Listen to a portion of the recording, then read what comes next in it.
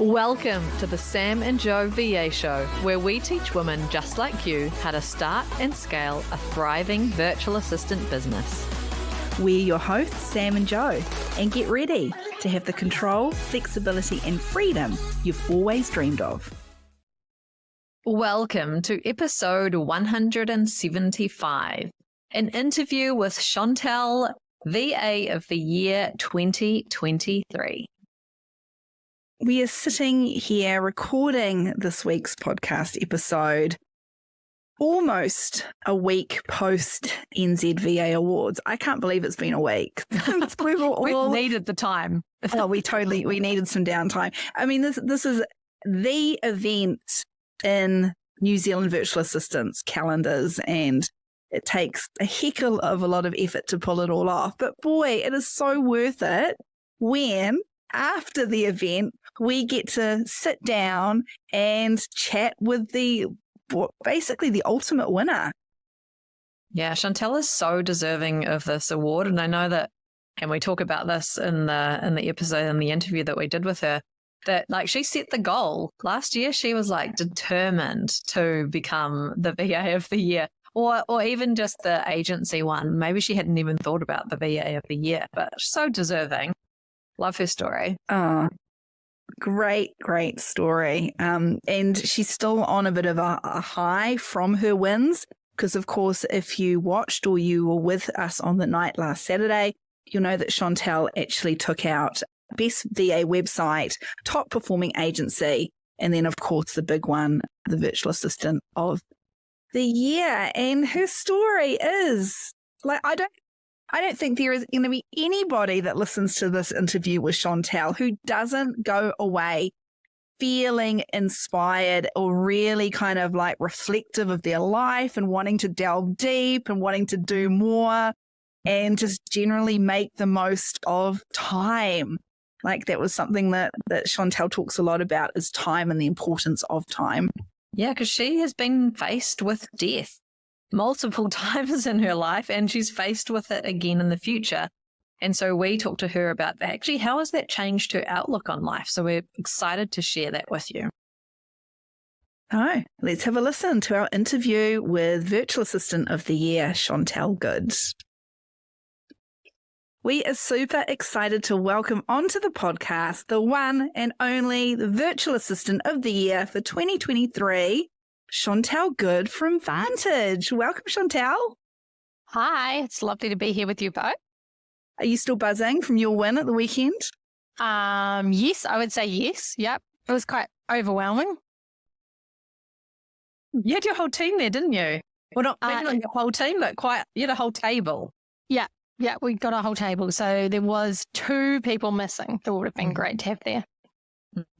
It was awesome. It was awesome that you guys could all make it. Now, not only did you take out Virtual Assistant of the Year, you also took out VA Website of the Year, which I think is the second time you've won that one, and Top Performing VA Agency. Yes, yep, that was pretty cool too. It was a neat night. I think it was one we were like waiting for and hoping for, and yeah, it was very cool. Was that the one? Was that the one you really, really wanted, the agency? Yeah, it was definitely the agency because we won Bookkeeper Award from the NZQVA, and so they're both 2 really good ones to market, obviously. Yeah. So, yeah.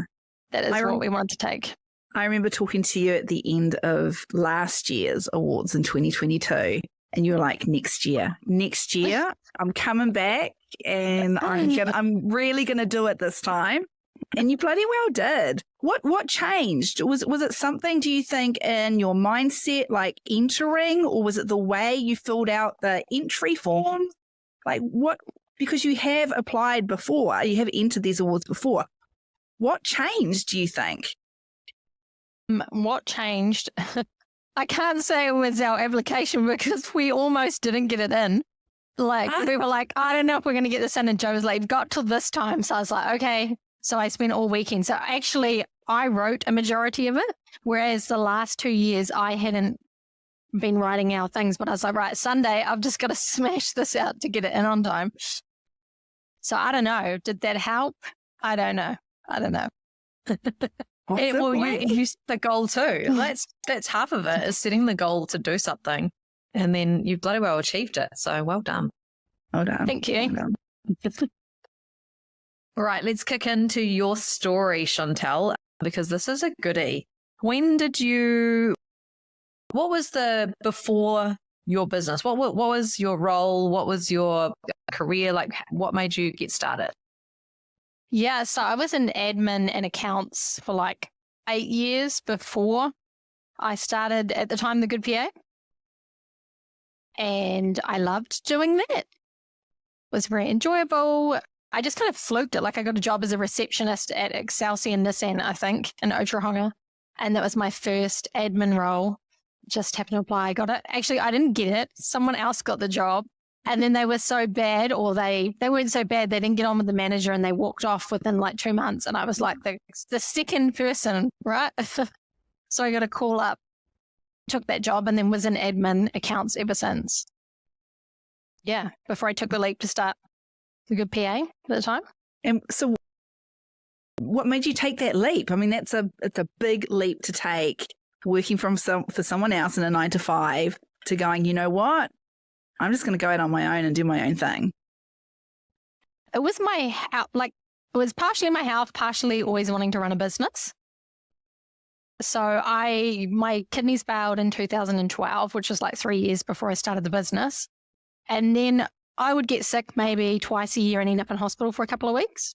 And I was in hospital at the time, and I said to my boss, look, you just need to go and find someone to do the work that needs to be done, because you need someone in the office doing it, and I'm just not able to be like consistent. And then I was like, I've just got to go and do my own things. It was kind of like a push, right? Like the health thing ended up being a blessing in disguise, because otherwise I might have just mucked around, like just cruising with life as you do, and you don't actually make like really good plans. And so that was kind of the key deciding factor, and like the push to be like, actually, what are we going to do? And then I wrote a list of the things I'm good and bad at, and then my traits, like what I'm good and bad at. And I was like, I like working in an office environment. I'm good at the staff. I like people. So at the start, I just went out on my own as like a PA, doing some accounts and admin for people all around Te Awamutu, around town. So that was what I started with. And that was just that was from home. That was a home office type gig, and yeah, it was home office. And I did keep my job for like, I'm trying to remember how long. It wasn't long. It might have been like 3 months. I went back to work and kept my 9 till 3, and then was just doing it after hours or after 3 o'clock. And then I got sick again and was like, nah, I just need to drop the job and go hard in the business. That's awesome. And so you started that business. Did you actually know that you were being a virtual assistant? Did you know what that actually was at the time? Not like straight away, but when I started doing some research about like PAs, and then started coming up the virtual assistant word, because I think at that time, Joe, you would have been like 3 years in, like maybe when I started. And so there weren't like tons of businesses around or anything at that time. no. So you guys were the only ones, and maybe Outbox. Was it Outbox? Yeah. And your VA in Auckland. They might have been the only other ones around. Like there might have been the odd lady, but none of them called themselves VAs either. So I started doing some research on Google, and then kind of found, like there's VAs. You don't actually have to go into people's offices. It's kind of like a turning point. It's a thing. So given your health at that point, your goal was to create a business that could basically run without you, I guess, like when you were having these stints in hospital and you weren't well? Yeah, so I knew when starting it, like straight away, I was like, okay, I've got to get like a team member, because I'm not available the whole time. Like we want to get consistent clients. I'm not going to be the person to do the work, because if something happens to my health, I just end up in hospital. It can just be random as. So I knew I always wanted a team. I actually made goals. I think like the first year I was like, right, I want 12 people. I want to turn over $1 million. I wrote down all these things. And some of them aren't relevant now. Like it has changed a bit, but generally speaking, it kind of has ended up in that way. Have you still got that original list? Oh, maybe, because I've kept all like our good PA, like one flyer and one business card, everything we had from the old time. So I might have a list somewhere, or a book. That's so cool. Hey, you said that you always kind of had this dream of running a business. Is that because people around you, like, I don't know, your parents or a family, friends, had you seen other people close to you running businesses and you thought, well, if they can do it, I can do it? Or was it just in you? So my dad ran a security firm from the time I was about 12. So I had seen, and he ran that for 15 years. So I did see him kind of run that. And I guess that would have been like a thing in the back of my head. But I don't know, from like a young age, like I started making lists and I'd put them on the fridge and I'd be like, Mum, you're going to pay me for these jobs. I'm going to peel the potatoes for 10 cents. I'm going to hang out the washing for 30 cents. And I would like earn $60 in a week because I would just be like, right, let's just like peel the potatoes every night, hang out the washing. And then babysit. And then I got a job when I was 15 so I could buy my own car and stuff. So I think there was always something there. It just, at the time, like until the point where I started this business, I'd been like, what am I going to start a business in? Because I don't really like bake cakes or, do you know what I mean? Like people go and start a business as something that they do as like a hobby. And I was like, I don't do any of that stuff. What am I going to start a business in? And then it just kind of fell into place. How did you start off getting clients? Like, what was this is what we see with lots of virtual assistants coming into the industry. They have all these amazing skills, but they don't know how to actually get the clients. So did that come easy for you? And how did you find them? I don't know if it came super easy, but like, so I had a few different jobs, worked down in Christchurch during the earthquakes as a claims advisor, and some of the loss adjusters there like needed some PAs. And so I contacted them. It'd been a while since we worked together, but contacted them and I got some jobs there. And I don't know, for some reason, and I'm like, why did I think I just have a natural business ability, because my first instinct was like, okay, join the Chamber of Commerce and go networking. And then I joined Venus Women's Networking Group. And like that was like, I think as soon as I left my full-time job, I went and done those things. And so that's where clients started coming from. That was like and then I walked around town and gave out flyers to all the businesses and stuff like that. So I think I just had a natural like leaning to business. Is that something that you've never stopped, that ongoing networking that you do? Yeah. So we are still members of the Chamber of Commerce. We actually sponsor them now. And then we've just joined the Waikato Chamber of Commerce, we're a member of BNI, member of TNG. And then I just try and go to like LinkedIn local events and network heaps with different business people and all over the Waikato. So definitely a key thing. Yeah, you're obviously good at it. Like you say, it's your happy place, I reckon. Yeah, I just like talking to people. Yeah, business. Yeah. Love it. Those are good conversations to have. Nice. All right, let's move into, so what is your agency, or I think you use the term firm, don't you, for Varntige? Yeah. So what does your firm look like now? What is Varntige today? So we are a team of 8, so including myself, the 7 team members, about 8 of us, and we are all full-time. Here we are, we're all full-time. We all do a mixture. So everyone lives in the Waikato. We do a mixture of 5 of us are in the office full time. Although I shouldn't count myself anymore. But how many? Oh, well, there's still 5. There's still 5 without me in the office full time. And then our Leah, our graphic designer, Rebecca, one of our bookkeepers or our head bookkeeper, they live an hour out of town. So they work from home / come in a couple of days a week. Up to them, really, what they're up to, but we try to see everyone once a week so we can, I think it just helps us with culture, and it makes it a lot easier for people to know what's going on, because sometimes some of the people haven't worked in the office as much have been like, oh, I feel like a little bit left out. And so we've tried to fix that with using Teams and stuff, but you can only do so much because we just have conversations in the office. And so do you rent an office space, or do you have an office? Yeah, so we rent an office space right in town, just off the main street in Te Awamutu. And it's open plan with a meeting room and a lunchroom, toilet and thing. And then we just have a big open plan space.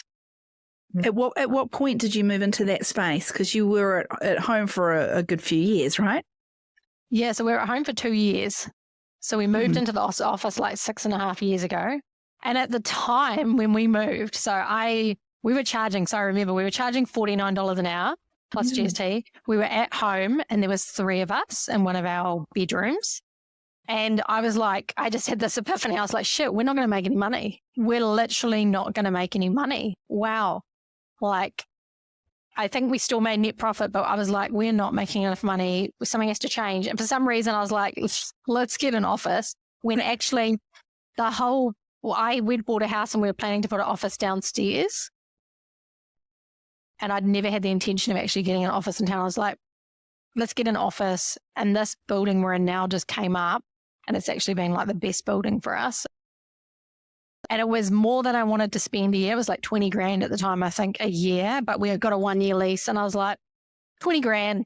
It's 20 grand risk. Let's just do it. So we did. And we put our prices up to 69 an hour. So we went from 49 to 69 with all our clients at the time. And I don't think anyone really... You increase your rate $20 an hour for your clients? Yep. Any pushback? No one left. I don't think, like maybe we had a client or something, but nah, there wasn't. They knew that they had too good a deal for too long and it was going to happen. And is that what your rates are at the moment, or are they higher now? No, so our rate now, like our standard kind of ad hoc rate for bookkeeping and admin is 89 plus GST an hour now. Nice. Awesome. Nice. You only hire employees, don't you? You never went down the subcontractor route. Can we talk a little bit about that? Yeah.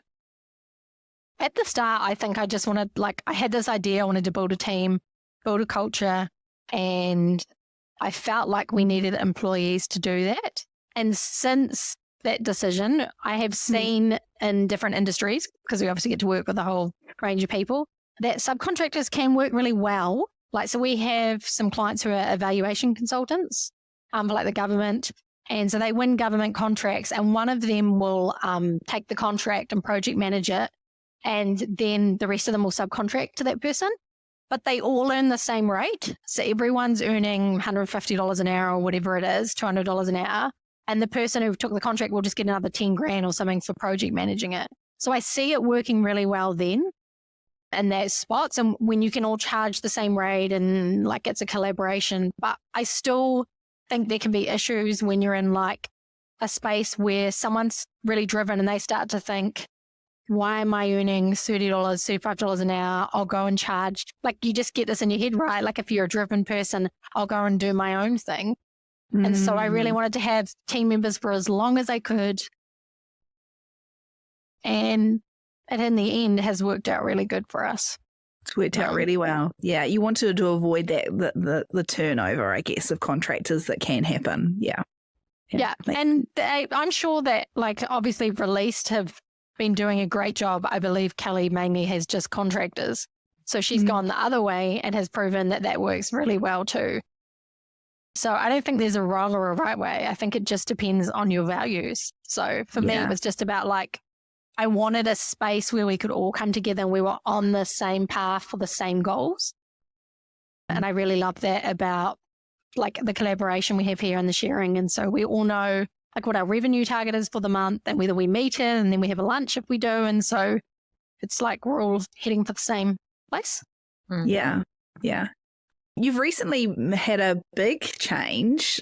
We saw you announce on social media. Was it this month, last month, that you were stepping away from client work, which is very exciting. Congratulations.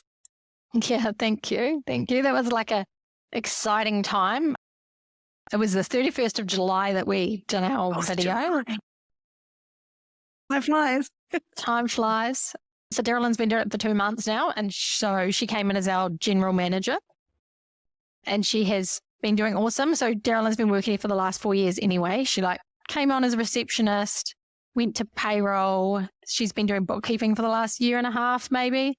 And then all this time I've been like, who's going to be the right person for this role? And I've had people at the time who've come on and I've like been like, maybe you could be the GM, and it just hasn't worked out. But Darylyn is definitely the right person. Like, she is amazing and she's way better than I am. So That's all. that is the key. Was she someone that you identified, or had she approached you about it? No, I identified her and then was like, would you be keen? And she was kind of like, yeah. I think she was nervous because it would have been like a year and a bit ago that we started talking about it. I knew she was going to do amazing, and she has. Like, she's just so, it's like her thing. And in some ways we are alike, but in some ways not. And it kind of works well because she is the same. She's quite blunt and brutal like me. And so the team are already used to that, but she's more empathetic and she kind of can pick up on cues better than I can. Like, I'll come into the office and just be happy as, and someone might be sad and I might not pick up on it.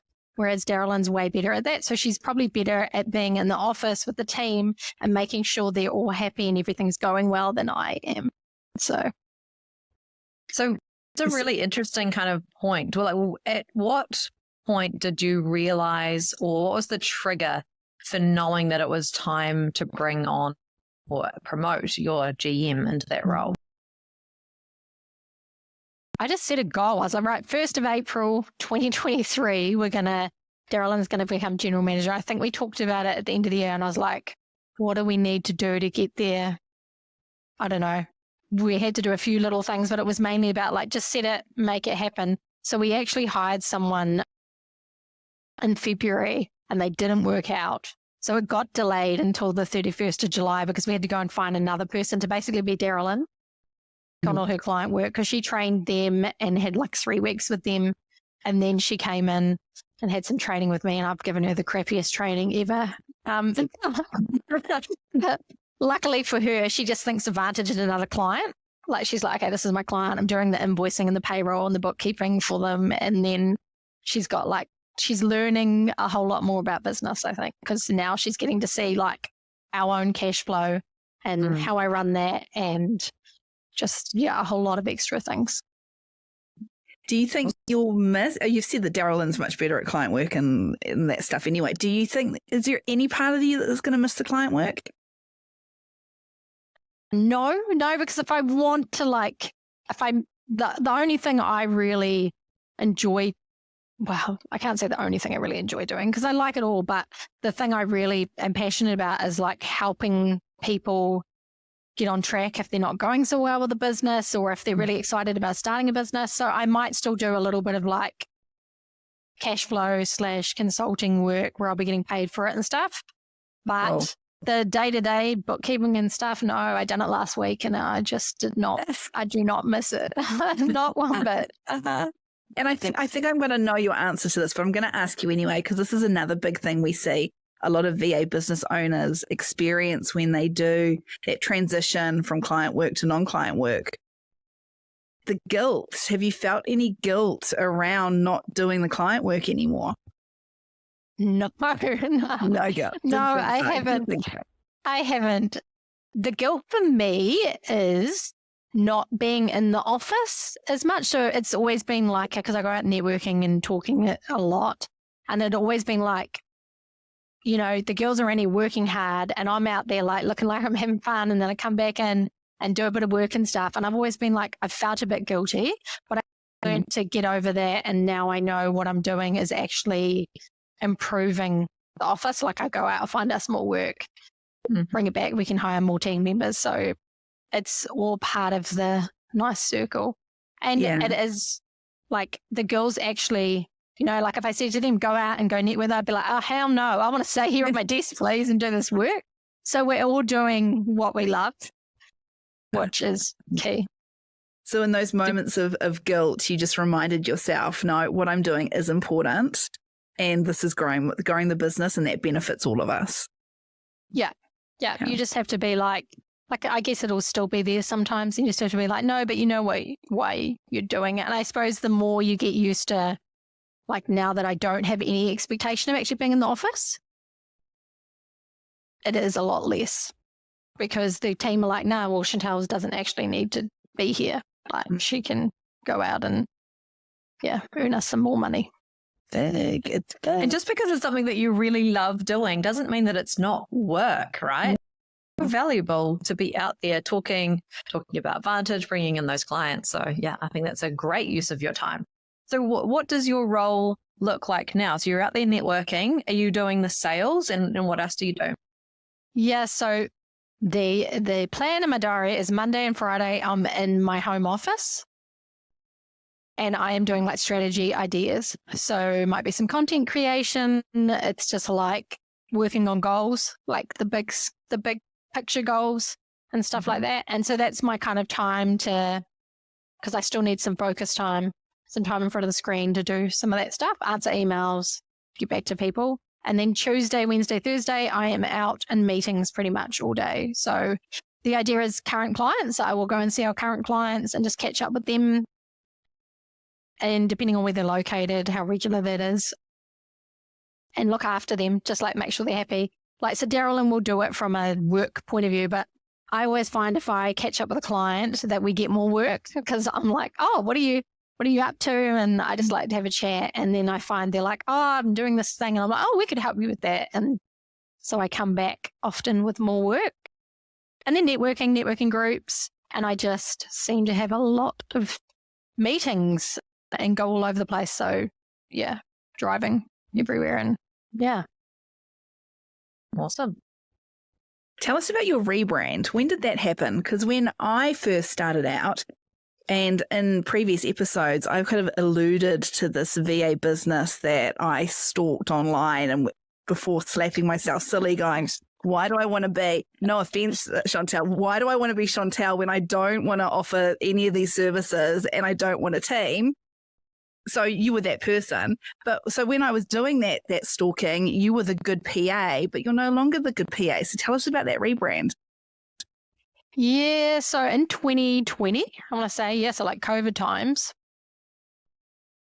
what happened? What was the actual, I don't know what the actual like moment was for it, but I just kind of realized our brand was like small town, local, like the good PA didn't allude that we done websites and graphic design. It was kind of like we're doing admin and bookkeeping. That's kind of what the good PA said.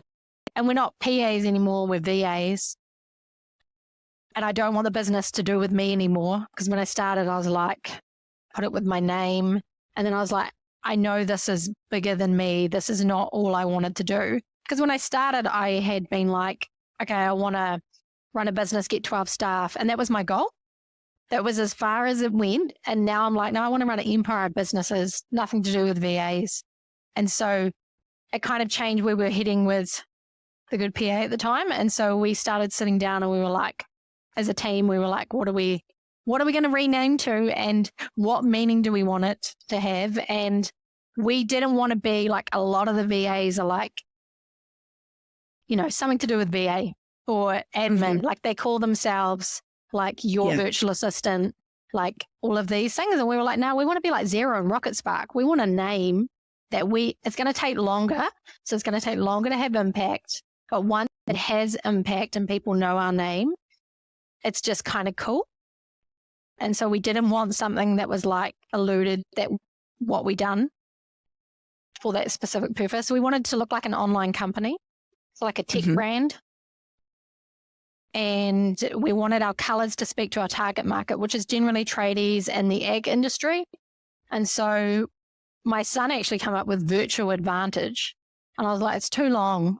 And we cut some words out and we got Varntige and we were like, we can't spell it normal because the normal spelling is taken.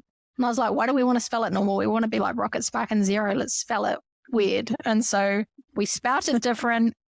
We ran with it and Leah, who's our designer now, designed our new brand. And we went with orange and like a navy blue as our colors and a white and a gray, I think is our kind of other colors. And she kind of just came up with this whole brand. And then it was the best idea ever. Literally from that moment that we rebranded, we have seen like massive growth.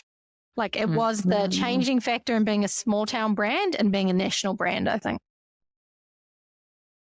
And you probably, the whole team got in behind it, and you would have like spoken differently about your business as well.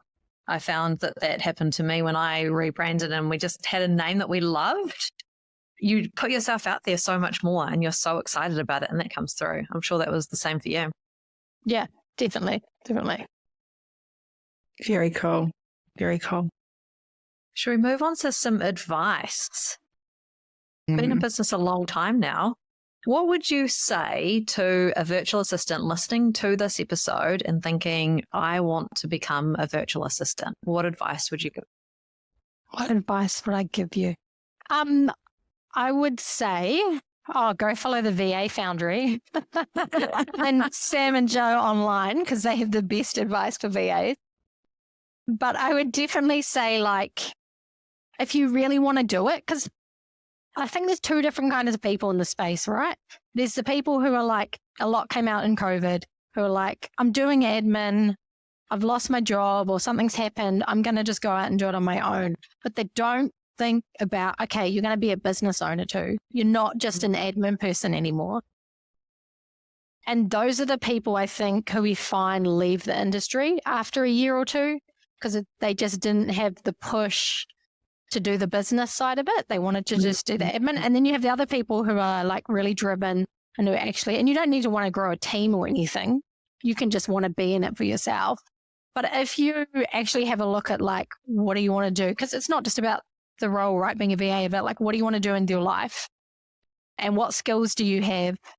And like, where do you see yourself going in 5, 10 years, 20 years, whatever it is? And you look at that and it all fits in and you just have like passion for this, then just go for it. Like there are tools out there that you can find, like the VA Foundry, which will help you start up and show you the steps. But you literally just have to sometimes take the leap of faith. And whether that means working a part-time job and doing it while you get started, it'll be different for everyone, right? Because we're all in different situations. But you just have to literally take a leap of faith sometimes and just step off the edge and go for it. Like, what's the worst that can happen? I've heard Joe say before, like, your plan B is like going back to a job you're already in. So you're already in your plan B. So just go and do your plan A. And then if you have to, you can always resort back. And if you're a good employee or you're good at what you do, you won't have a problem getting a job again anyway. Shit hit the fan. Great advice. Yeah. Great advice. Of course, we're going to say it's great advice because you're saying go to us for advice. But we weren't around. We weren't around when you were first starting out, but you've had people that you've gone to for coaching and advice and mentoring. So who are those people that have played a big part in your growth?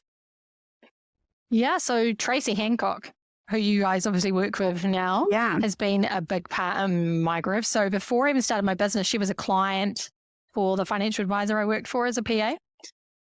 So I had met Tracy, before I started, and then she was still working for the council or something at the point. I think she would have been working for her, Sam. Yeah, I was working for at the council. Yeah. Funny little thing. So and then she went out coaching on her own, and I guess we just got talking and stuff. And she's always been like, I find Tracy is so we don't have regular coaching or anything. We're just kind of friends. We catch up. Not so often, but if I needed to make a decision and I'm not sure what I'm doing, because we all know what we're doing, right? But sometimes you're like in your head or you just like, I don't know. So I go and see Tracy for an hour and a half, and I always leave there having made a decision. So I've never not left and known what I'm going to do. And that's in my personal and business life. So Tracy has been a big key player in that. And then Joe. So like you said, you stalked us. I would have stalked Joe and your VA back then, even Outbox as well. I would have stalked those 3 businesses and like had a look at what they were up to and seen like, because at the time when we first come out, I think I was just charging hourly rate, and then I seen your VA had these packages, and so I was like, man, we need to have packages too. So it was like looking at what's going on and then having a look at what's going on overseas with VAs and what they were up to.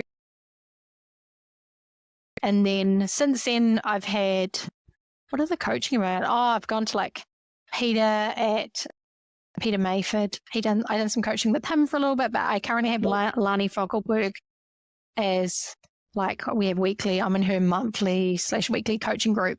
So we have weekly coaching sessions, and then you can have one-on-one with her and stuff, and that's been really good. So cool. Because you can't do it all on your own. Sometimes it's even if it is, like you said, just bouncing ideas off somebody or reminding you what your why is in order to make those big decisions. Yeah. Cool. What would you say to those who are already a virtual assistant and they're deciding what their next step is? Are they going to build an agency? What does that even look like? Should they do that? What would be your advice around those who are doing well as a virtual assistant freelancer and are considering becoming an agency owner? Yeah, so I actually had a meeting with one of the Waikato VAs recently because she wanted to she was like, can we catch up? Because I want to see if I want to hire a team and which way do I go? And so I said to her, like, it just depends what your goals are. Because, like, you don't have to hire a team because you see everyone else doing that, and you don't have to stay on your own. Like, it depends on what your goals are. Like I said, looking at your life and your plans for the future. And if you think, actually, I might want to build a team, like I said to her, if you're scared about it, like if you're really like, having to hire someone, just start with a subcontractor if you want to and see if you like that, having to manage someone and give work over. Because we're all different, right? And you might find you wanted a team and you start getting a team and you're like, oh my God, I can't handle the stress of having to deal with this all. Or you might find that it's like you flourish. And so we're all different. Some people want to be managers and leaders and some people want to do it on their own, and there's no wrong answer. It just, if you're like, actually, I think I want to go and build a team, then go for it. Like, make a start. It can be hard. You kind of have to decide at the point where you're like, I've got enough clients. If I give half of these and then I still have to go out and do some more work and get some more, sometimes you just have to take a leap of faith and fit it into your budget and whatever you're doing and go for it. What was the hardest bit for you growing the team specifically? I think it was the culture. Like, it was for me learning how to be a better leader and learning what we needed and what we actually needed as a fit in each role to get the right personality so that we all fit in together and so that they do the best work for clients. It was just a journey. It's just a journey because I'd set myself the goal of in 3 years having 12 staff when I started. And there is no way that I look back now that if that had happened, it would have all gone to custard because I wasn't ready. I wasn't ready for the journey I had to go on to be able to get the right people and make it all really fit. And no, like, it's really hard to get rid of someone, like to do that, to actually sit down with someone, have a meeting and be like, within their 90 days or something, sorry, you're not the right fit. And it doesn't get easier. I don't think. You just realize, I don't know, and throughout life as well, like I realized the hard conversations are what bring the best rewards. Like you have to have them in all of your life to be able to like move forward. But that is a hard thing to get to, I think. And I didn't know that 4 years ago, let alone 8.5. So your journey to become the leader that you are now, how is that? Like, have you had any leadership training or personality style training, or have you just learnt it as you've gone? I've learned a lot as I've gone. I've definitely done like a little bit of like a whole lot of reading books and got personality tested, which was interesting, right? I got a disc profile done. Do you know what your profile is? Yeah, I think I'm a high D, high I. But at work, my S comes up. I can't remember. It like levels out a bit more. I try to be less dominant and it's the thing, and I be a bit more. But my C's low as EISC, or is it S? I can't remember. But yeah, I'm not very empathetic. My green, whatever it is very low.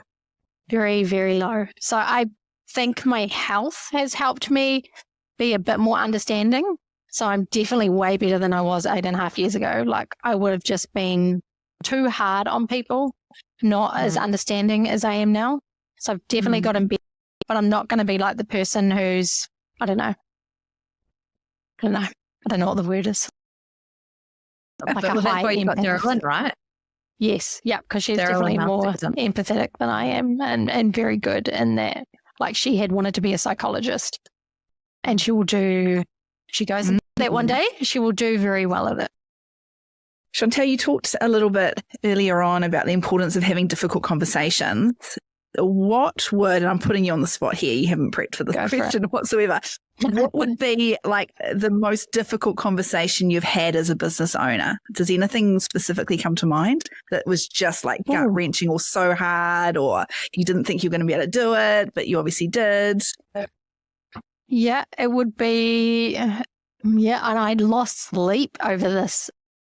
When I had to get rid of someone who had come forward to me with some information, and I won't say what, but had come forward to me with some information that could have ended up being detrimental to us. Like, but you have to make a decision on whether you support them or how that looks. And you're like, am I a horrible person for having to do this? And then you're like, but I have all these other employees that I have to look after. And it ended up being the right decision, right? Like, it ended up being what I had to do. But to have that conversation with that person and to think for however many days before about like, how is this going to go, and really overthink it, I guess, right? But it was another learning lesson of having those hard conversations and trying not to let myself overthink it too much, because you actually don't know what's going to happen on the other side, and you have to do it anyway, whatever way that went. And so that would have been my hardest thing yet. Yeah. Difficult conversations. There's no avoiding them. Well, you can, but you're going to end up not in the place you want to be. Yeah. Could you have avoided that conversation? Like, what would the outcome of that have been? Now that we know more about the situation, I don't think it would have ended very well for like us and them. So it was a conversation that had to be had, and it was the right one when we look back. But you feel like you're ruining someone's life. And you're like, that's a horrible position to be in, because I want to be a supportive person and be able to really provide support for people here. But yeah. Going to make the big decisions, have the difficult conversations. Do they become easier, Chantelle, those difficult conversations?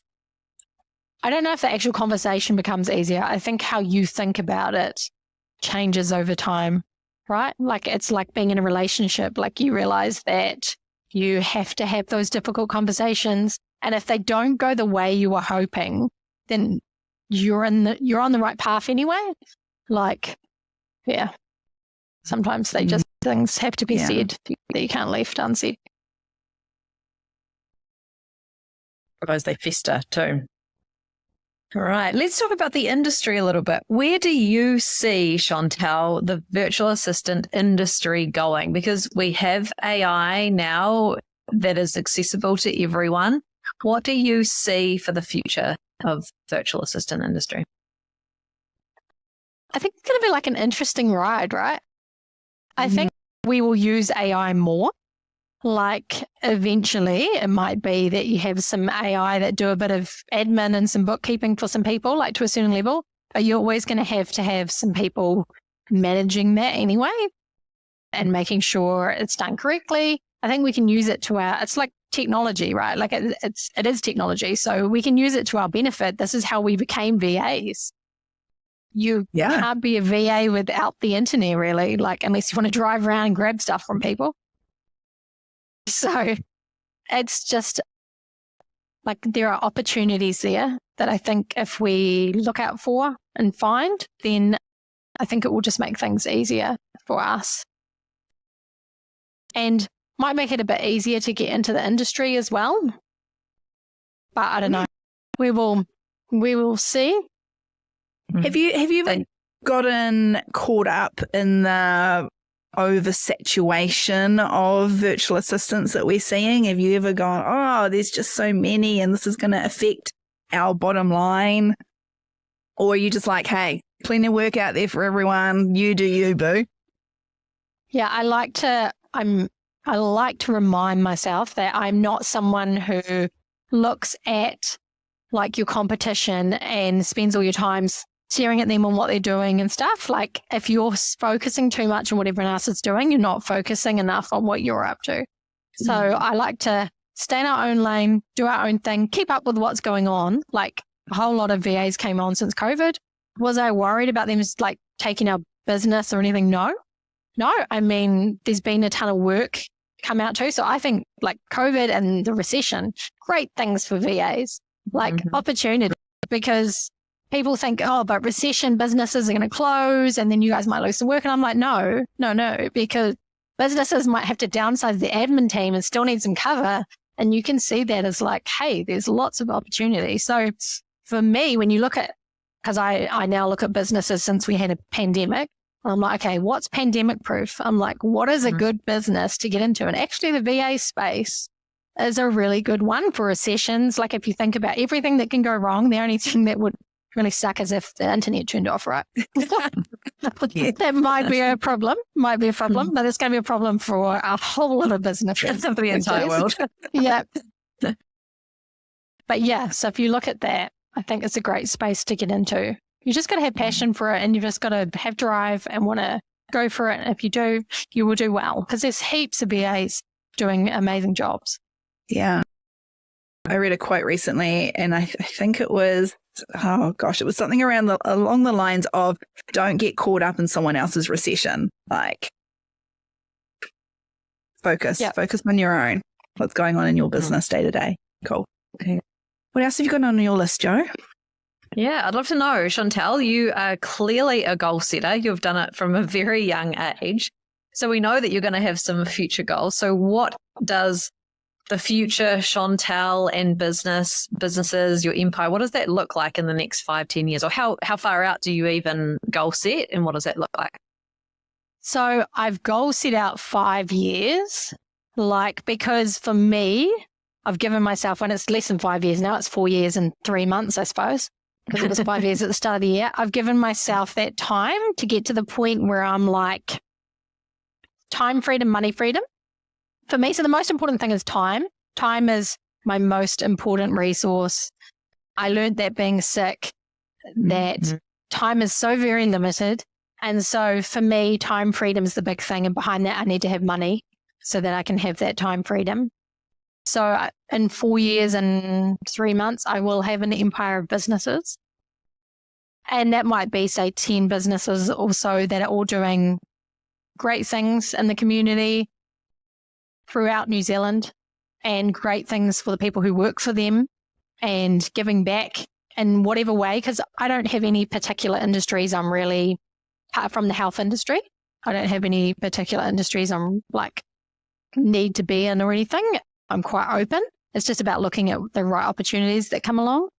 So Varntige will be one of them. At one point, I would have actually said I would have sold Varntige, but now I'm like, it's the perfect business to run businesses from. So my businesses will become clients of Varntige and they will do the accounts and answer the phones. And if you have to hire some staff, you will. But yeah, they can kind of just become a client and be run. And Varntige will be like the rest of them. And I will just have meetings with the leaders of those businesses and check in, and obviously have to come in when shit hits the fan because that's sometimes what happens.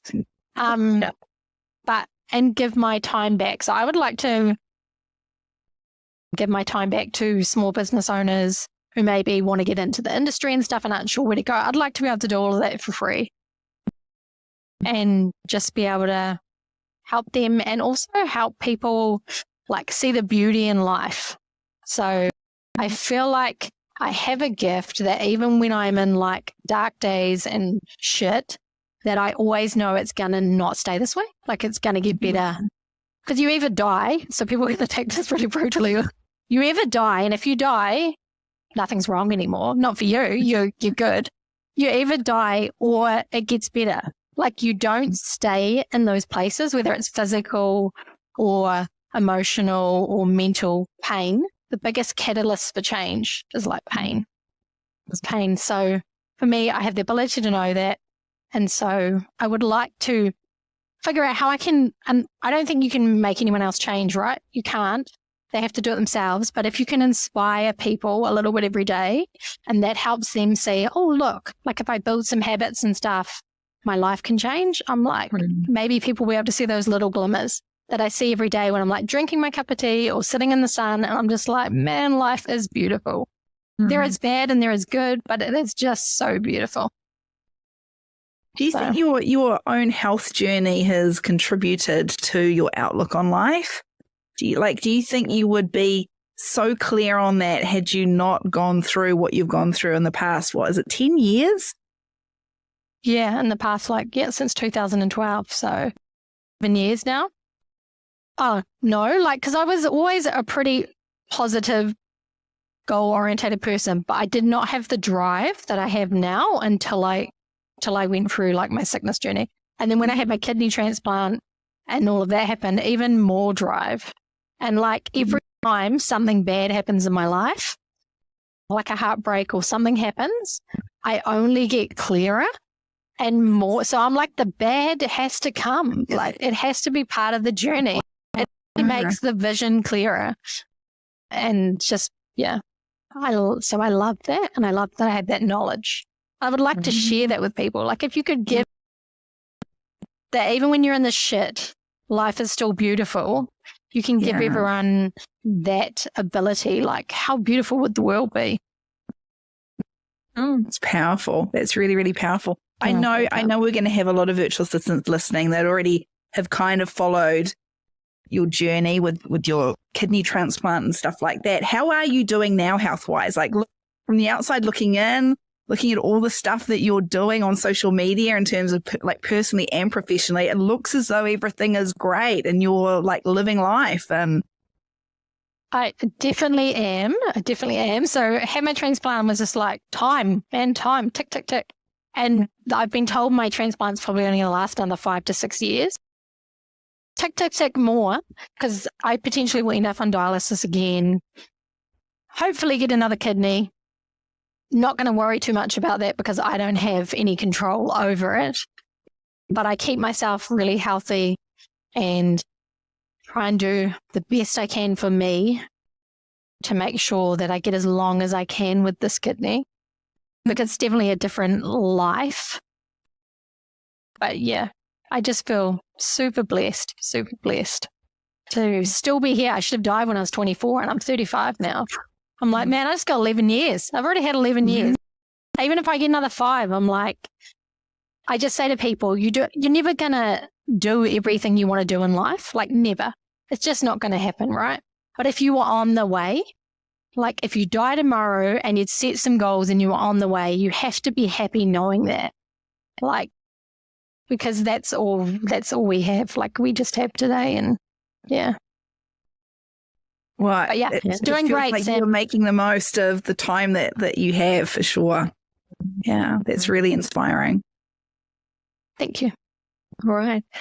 Let's wrap it up there. Thank you so much, Chantelle, for being so open and sharing your story of the last you've actually gone back to 11 years. Thank you. I'm sure that this is very inspiring for those who are both wanting to get into the industry and also those who want to be an agency owner and have a team as well. So thanks so much. Thank you. Thanks for listening to this episode of the Sam and Joe VA Show. If you'd like to find out more, head to the VA Foundry website to check out the mastermind and the amazing resources, courses, and coaching. You can find us at thevafoundry.com.